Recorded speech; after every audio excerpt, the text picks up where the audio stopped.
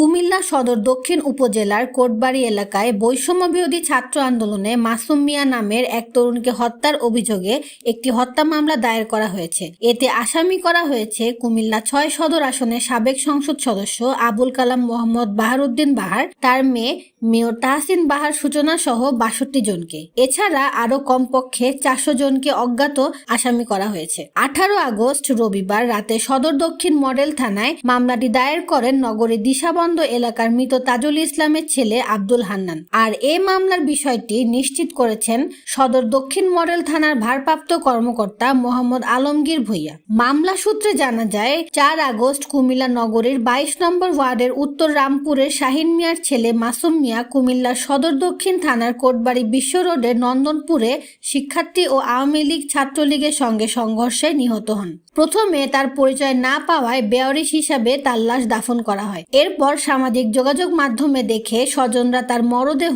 শনাক্ত করে। মামলায় আসামিদের সবাই সাবেক এমপি বাহারের ঘনিষ্ঠ এবং তার নিয়ন্ত্রিত আওয়ামী লীগ, যুবলীগ, ছাত্রলীগ ও স্বেচ্ছাসেবক লীগের নেতা। মামলায় ১ নম্বর আসামি করা হয়েছে কুমিল্লা সদর আসনের সাবেক সংসদ সদস্য আবুল কালাম মোহাম্মদ বাহারউদ্দিন বাহারকে।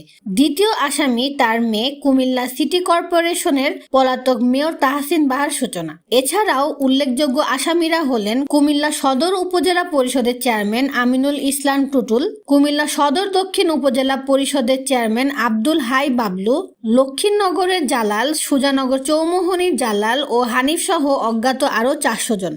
মামলায় অভিযোগ করা হয় গত ৪ আগস্ট দুপুর ২টার দিকে বৈষম্য বিরোধী ছাত্র জনতা সদর দক্ষিণ মডেল থানাধীন নন্দনপুর সাকিন কোটবাড়ি বিশ্বরোড পাকা রাস্তার ওপর শান্তিপূর্ণ অবস্থান করছিল। বিকাল ৪টা ২০ দিকে ১ ও ২ নম্বর আসামি বাহারউদ্দিন ও তাহসিন বাহারের হুকুমে মাসুম মিয়াকে গুলি করে এবং কুপিয়ে হত্যা করা হয়। এ সময় আহত হন আরও অনেকে।